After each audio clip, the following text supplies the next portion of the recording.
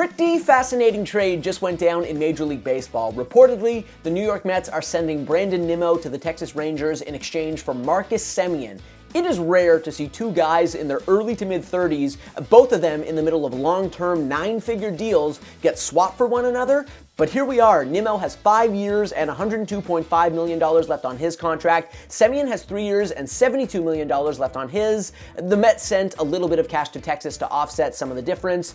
Forget about the long-term financial implications for a second though, because this deal is about two teams coming off disappointing seasons, but still built to contend right now, trying to address specific needs in the short term. Because Semien and Nimmo, over the last 2 seasons, they've been pretty darn similar in terms of total value. Actually, their F-WAR totals since the start of 2024 are less than 1 win apart. However, they provide that value in different ways. Semien, at this point in his career, isn't a threat to hit 30-plus homers anymore, but he remains one of the game's top defensive second basemen. He ranked in the 82nd percentile in fielding run value in 2025, and he finished tied for 5th at his position in outs above average. In fact, since he signed with Texas ahead of the 2022 campaign, only one second baseman, Andres Gimenez, has provided more defensive value than Semien, who actually just received his 2nd career Gold Glove award. And the Mets need that. They were one of baseball's worst defensive teams in 2025 by both fielding run value and outs above average, and their infield defense was especially bad.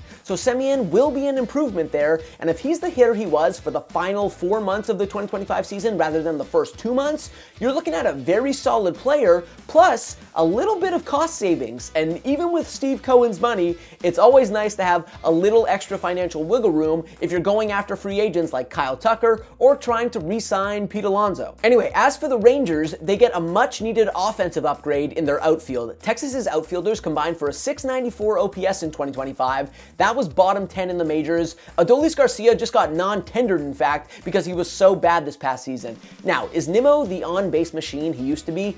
No, actually, his famously high walk rate tumbled in 2025 to its lowest level since his first MLB season, and he consequently posted the lowest on-base percentage of his career. But he did sock a career-high 25 homers, his exit velocities remained high, and he's still a terrific base runner and adequate defender.